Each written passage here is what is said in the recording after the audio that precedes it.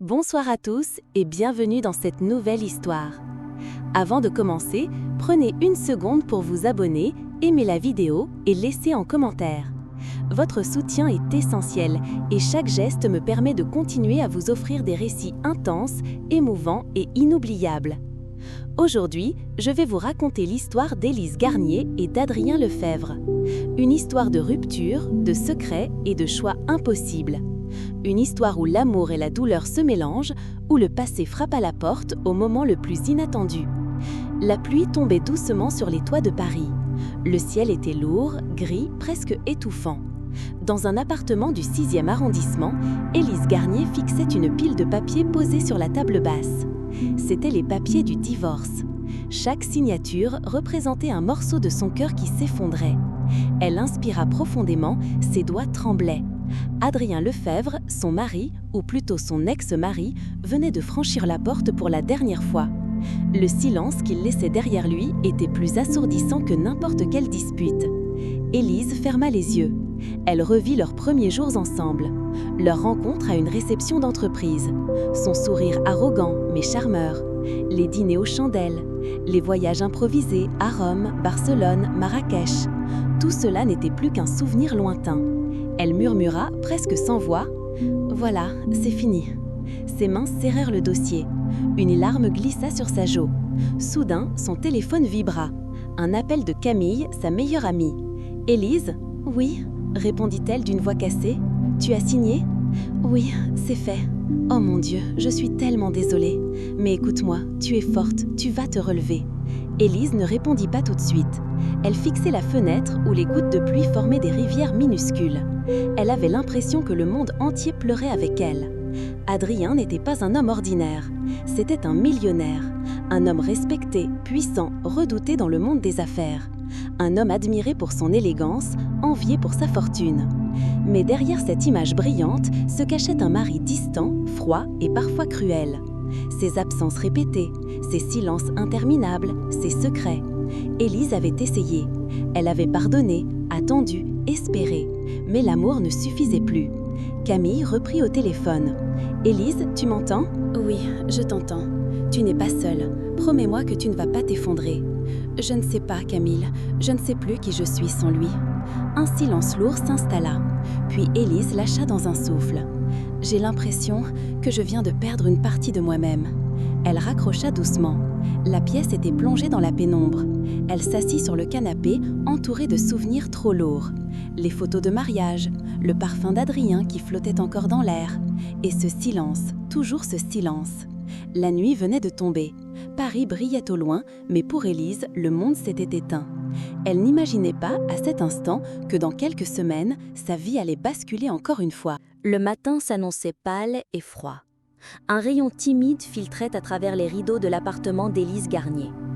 Elle ouvrit les yeux lentement, le cœur encore lourd de la nuit agitée qu'elle venait de passer. Ses pas étaient lents, hésitants.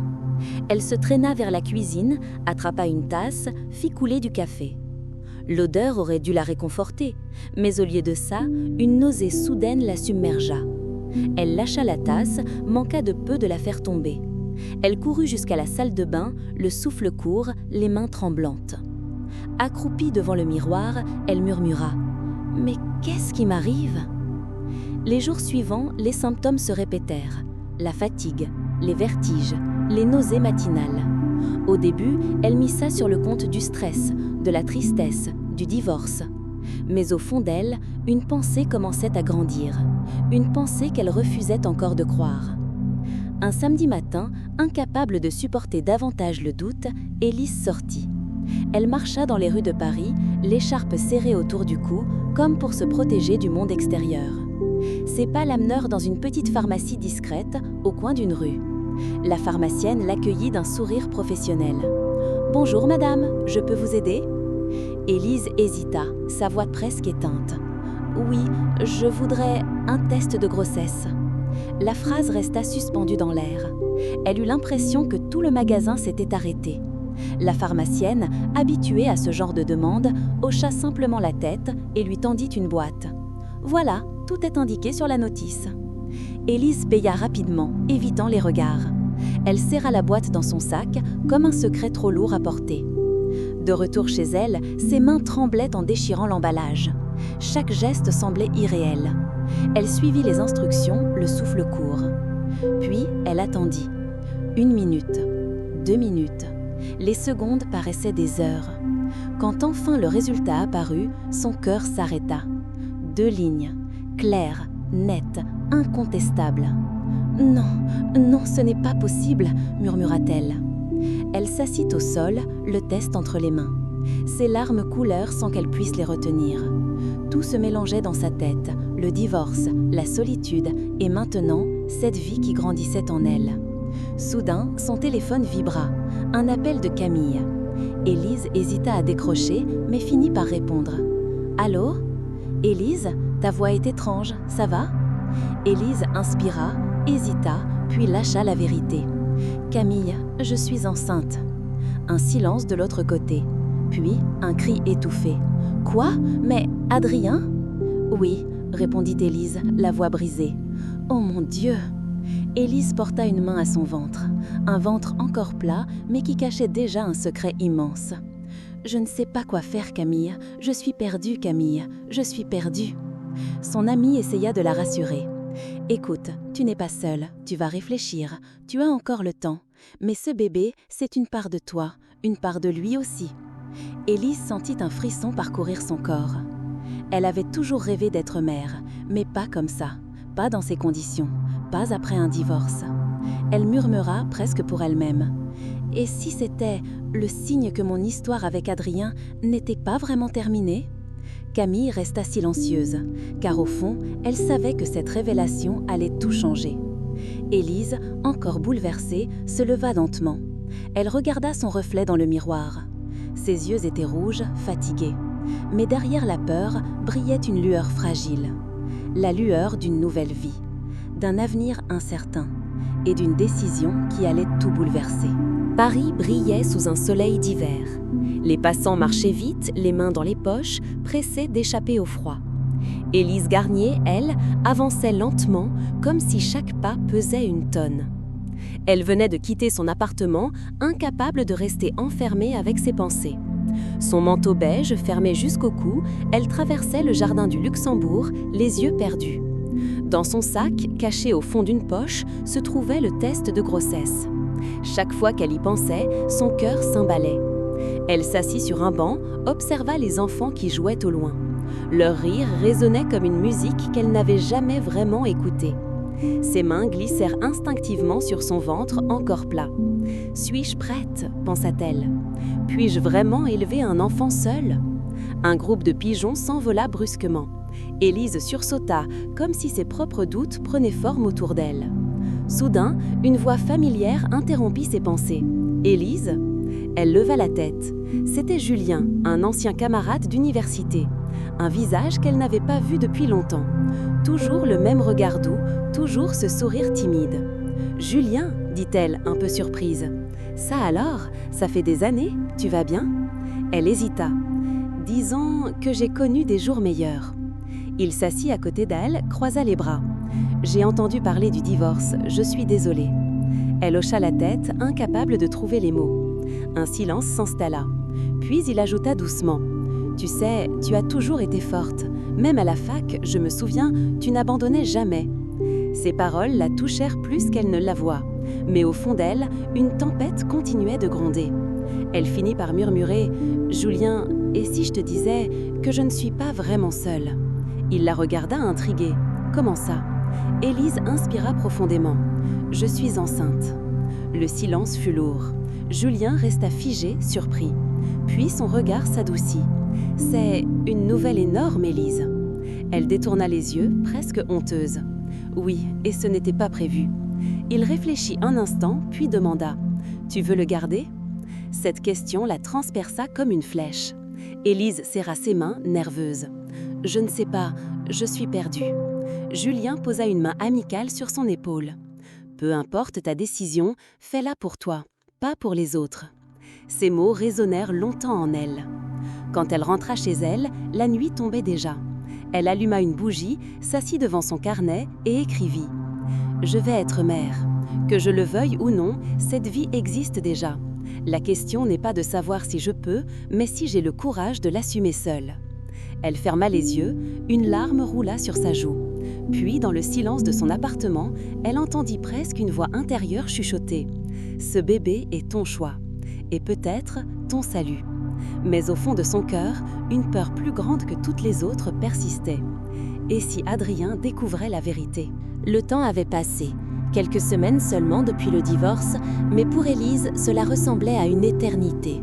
Chaque jour, elle vivait avec ce secret, ce petit miracle qui grandissait en elle, caché aux yeux du monde. Un soir, alors qu'elle dînait avec Camille dans un petit bistrot parisien, son téléphone vibra.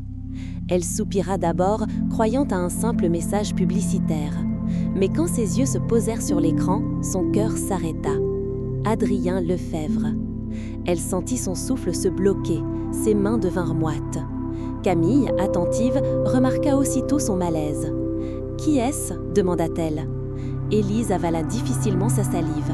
« Adrien » murmura-t-elle. Camille fronça les sourcils. « Quoi ? Mais tu ne devais plus jamais lui parler !» Élise pasa le téléphone face cachée sur la table, comme si elle voulait effacer ce nom. « Il veut me voir. Et tu vas accepter ?»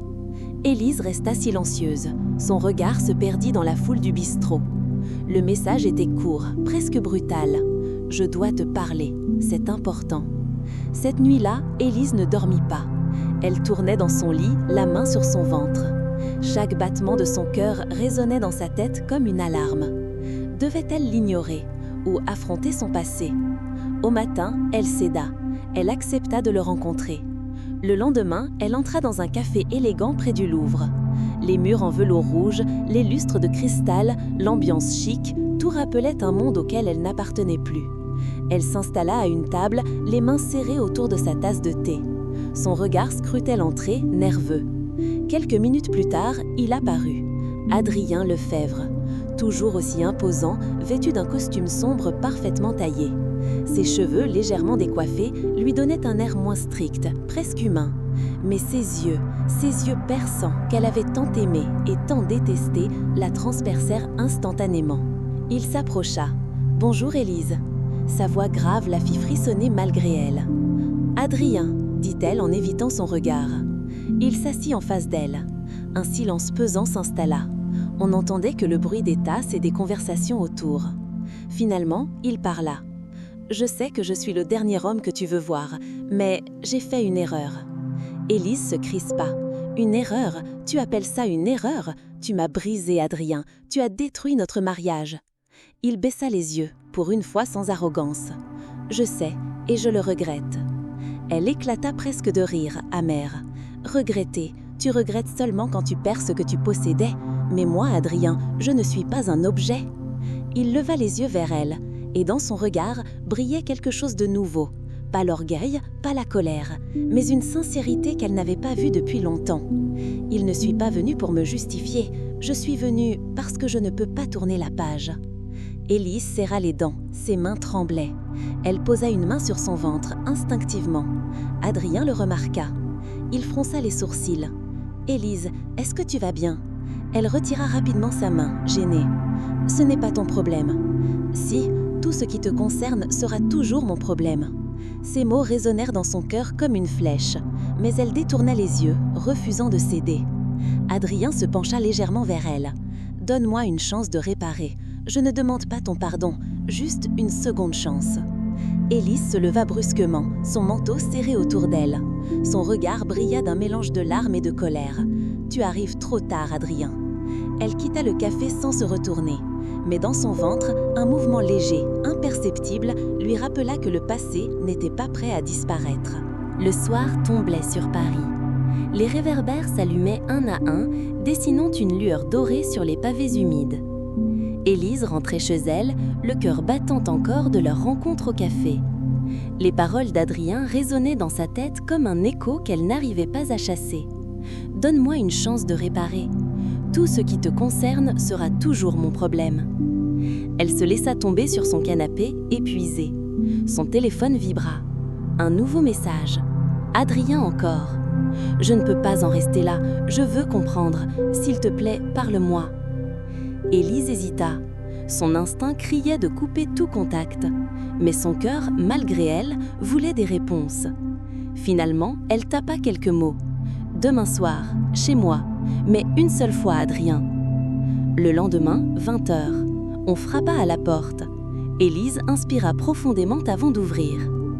Adrien se tenait là, sans son costume impeccable, en manteau sombre, chemise entr'ouverte, l'air fatigué mais déterminé. « Bonsoir, dit-il doucement. « Entre, répondit-elle, sèche. Il entra, observa l'appartement, le même qu'avant, mais quelque chose avait changé. Une chaleur, une intimité nouvelle. Ils s'assirent face à face. Élise croisa les bras, prête à l'attaque. Adrien soutint son regard. Un silence long. Puis, elle parla la première. « Pourquoi maintenant, Adrien, après des mois de distance, après m'avoir laissé seule, après le divorce, pourquoi revenir maintenant ?» Il baissa les yeux, ses doigts tapotant nerveusement son genou. « Parce que j'ai eu peur. »« Peur ?» répéta-t-elle, ironique. « Oui, peur de perdre ce qui comptait vraiment. Et je l'ai déjà perdu, toi. » Élise sentit son cœur se serrer, mais elle garda son masque froid. « Tu n'as pas seulement perdu moi, Adrien, tu as perdu ma confiance. Et ça, tu ne pourras jamais le racheter, même avec tout ton argent. » Il releva brusquement la tête. Ses yeux brillaient d'une sincérité désarmante. « Élise, je ne parle pas d'argent. Tu sais très bien que j'ai tout, sauf l'essentiel, toi. » Elle recula légèrement, secoua la tête. « Tu ne comprends pas. Tu veux juste ce que tu ne peux pas avoir. Tu ne veux pas moi, tu veux l'idée de moi. » Il se leva, fit quelques pas, nerveux, puis il se retourna vers elle. « Non, tu crois que je ne t'ai jamais aimé? Tu crois que je n'ai jamais souffert? J'ai fait des erreurs, oui, mais pas une seule seconde je n'ai cessé de t'aimer. » Ces mots frappèrent Élise de plein fouet. Elle sentit les larmes monter, mais elle les retint, serrant les poings. « Si tu m'aimais vraiment, Adrien, tu ne m'aurais pas laissé partir, tu aurais combattu pour moi. »« Je combats maintenant » cria-t-il presque, la voix brisée. Puis il ajouta plus doucement. « Je combats pour nous, pour toi, pour ce que nous étions et pour ce que nous pouvons redevenir. » Le silence tomba à nouveau. Élise détourna le regard. Ses mains glissèrent instinctivement sur son ventre. Adrien le remarqua une fois encore. Ses yeux se plissèrent. « Élise, dis-moi la vérité. Tu es enceinte ?» Le temps s'arrêta. Elle resta figée, incapable de répondre. Ses lèvres tremblaient, ses yeux s'embuèrent. Adrien avança d'un pas. « C'est vrai, n'est-ce pas ?» murmura-t-il, la voix pleine d'émotion.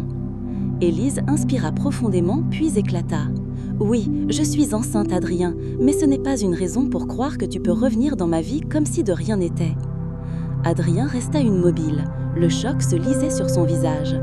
Puis, lentement, ses yeux s'illuminèrent d'une lueur nouvelle. « Mon Dieu, Élise !» Il posa une main sur son front, comme s'il avait besoin de reprendre ses esprits. Puis, il avança encore, les yeux brillants. « Laisse-moi être là, laisse-moi être le père. » Élise recula, les larmes roulant enfin sur ses joues. « Et si tu me brises encore, et si tu brises cet enfant ?» Adrien s'agenouilla devant elle, chose qu'il n'avait jamais faite. Il prit doucement sa main. « Alors, je me détruirai moi-même, mais je ne partirai pas cette fois. » Le cœur d'Élise battait si fort qu'elle crut qu'il allait exploser. Entre la colère, la peur et cet amour qu'elle n'arrivait pas à étendre, elle était piégée. Et pour la première fois, Adrien Lefebvre, le millionnaire arrogant, semblait vulnérable, humain. Le soir tombait sur Paris. Les réverbères s'allumaient un à un, dessinant une lueur dorée sur les pavés humides. Élise rentrait chez elle, le cœur battant encore de leur rencontre au café. Les paroles d'Adrien résonnaient dans sa tête comme un écho qu'elle n'arrivait pas à chasser. « Donne-moi une chance de réparer. Tout ce qui te concerne sera toujours mon problème. » Elle se laissa tomber sur son canapé, épuisée. Son téléphone vibra. Un nouveau message. Adrien encore. « Je ne peux pas en rester là. Je veux comprendre. S'il te plaît, parle-moi. » Élise hésita. Son instinct criait de couper tout contact. Mais son cœur, malgré elle, voulait des réponses. Finalement, elle tapa quelques mots. « Demain soir, chez moi, mais une seule fois, Adrien. » Le lendemain, 20h, on frappa à la porte. Élise inspira profondément avant d'ouvrir. Adrien se tenait là, sans son costume impeccable, en manteau sombre, chemise entr'ouverte, l'air fatigué mais déterminé. « Bonsoir », dit-il doucement. « Entre », répondit-elle, sèche. Il entra, observa l'appartement, le même qu'avant. Mais quelque chose avait changé. Une chaleur, une intimité nouvelle. Ils s'assirent face à face. Élise croisa les bras, prête à l'attaque. Adrien soutint son regard. Un silence long. Puis, elle parla la première. « Pourquoi maintenant, Adrien? Après des mois de distance, après m'avoir laissé seule, après le divorce, pourquoi revenir maintenant ?» Il baissa les yeux, ses doigts tapotant nerveusement son genou. « Parce que j'ai eu peur. »« Peur ?» répéta-t-elle, ironique. « Oui, peur de perdre ce qui comptait vraiment. Et je l'ai déjà perdu. Toi. » Élise sentit son cœur se serrer, mais elle garda son masque froid. « Tu n'as pas seulement perdu moi, Adrien. Tu as perdu ma confiance. Et ça, tu ne pourras jamais le racheter, même avec tout ton argent. » Il releva brusquement la tête. Ses yeux brillaient d'une sincérité désarmante. « Élise, je ne parle pas d'argent. Tu sais très bien que j'ai tout, sauf l'essentiel. Toi. » Elle recula légèrement, secoua la tête. « Tu ne comprends pas. Tu veux juste ce que tu ne peux pas avoir. Tu ne veux pas moi. Tu veux l'idée de moi. » Il se leva, fit quelques pas, nerveux, puis il se retourna vers elle. « Non, tu crois que je ne t'ai jamais aimé? Tu crois que je n'ai jamais souffert? J'ai fait des erreurs, oui, mais pas une seule seconde je n'ai cessé de t'aimer. » Ces mots frappèrent Élise de plein fouet. Elle sentit les larmes monter, mais elle les retint, serrant les poings. « Si tu m'aimais vraiment, Adrien, tu ne m'aurais pas laissé partir. Tu aurais combattu pour moi. »« Je combats maintenant », cria-t-il presque, la voix brisée. Puis il ajouta plus doucement. « Je combats pour nous, pour toi, pour ce que nous étions, et pour ce que nous pouvons redevenir. » Le silence tomba à nouveau. Élise détourna le regard, ses mains glissèrent instinctivement sur son ventre. Adrien le remarqua une fois encore. Ses yeux se plissèrent. « Élise, dis-moi la vérité. Tu es enceinte ?» Le temps s'arrêta. Elle resta figée, incapable de répondre. Ses lèvres tremblaient, ses yeux s'embuèrent. Adrien avança d'un pas. « C'est vrai, n'est-ce pas ?» murmura-t-il, la voix pleine d'émotion. Élise inspira profondément, puis éclata. « Oui, je suis enceinte, Adrien, mais ce n'est pas une raison pour croire que tu peux revenir dans ma vie comme si de rien n'était. » Adrien resta immobile, le choc se lisait sur son visage. Puis, lentement, ses yeux s'illuminèrent d'une lueur nouvelle. « Mon Dieu, Élise !» Il posa une main sur son front, comme s'il avait besoin de reprendre ses esprits. Puis, il avança encore, les yeux brillants. « Laisse-moi être là, laisse-moi être le père. » Élise recula, les larmes roulant sans fin sur ses joues. « Et si tu me brises encore? Et si tu brises cet enfant ?» Adrien s'agenouilla devant elle, chose qu'il n'avait jamais faite. Il prit doucement sa main. « Alors, je me détruirai moi-même, mais je ne partirai pas cette fois. » Le cœur d'Élise battait si fort qu'elle crut qu'il allait exploser, entre la colère, la peur et cet amour qu'elle n'arrivait pas à étendre. Elle était piégée. Et pour la première fois, Adrien Lefebvre, le millionnaire arrogant, semblait vulnérable, humain. Le matin s'annonçait clair et froid. Élise observait Paris depuis la fenêtre de son petit appartement. Les toits scintillaient sous une fine brume. Elle serrait une tasse de thé entre ses mains, comme si cette chaleur fragile pouvait apaiser le tumulte en elle. Aujourd'hui, elle devait décider, continuer seule ou accorder une seconde chance à Adrien. Au même instant, Adrien se préparait. Il avait passé la nuit à écrire une lettre. Ses mots tremblaient, maladroits mais sincères. Pour la première fois, il ne voulait plus séduire ni impressionner. Il voulait seulement être vrai. L'après-midi, Élise accepta de le voir une dernière fois. Ils se retrouvèrent dans un petit parc, à l'ombre des arbres dépouillés par l'hiver. Le vent faisait voler des feuilles sèches. L'atmosphère semblait figée, comme si le monde retenait son souffle. Adrien tenait la lettre dans ses mains. Il s'avança. Ses yeux étaient humbles, presque fragiles. « Élise, avant tout, je veux que tu saches une chose. Je ne suis pas venue te supplier. Je suis venue te donner mon cœur.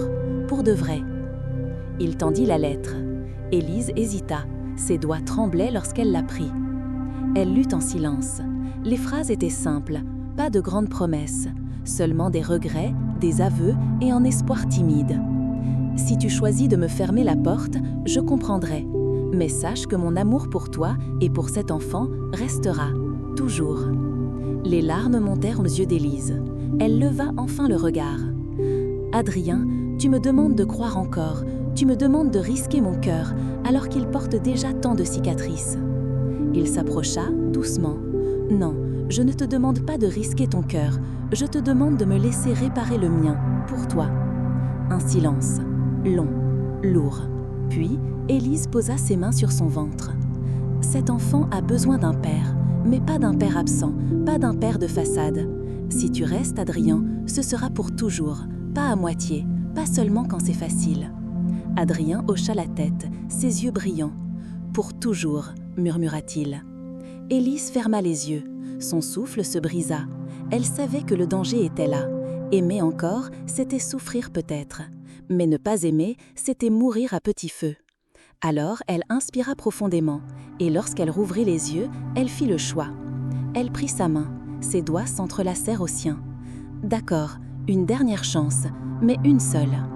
Adrien serra sa main contre son cœur, et pour la première fois depuis longtemps, Élise sentit que l'espoir renaissait.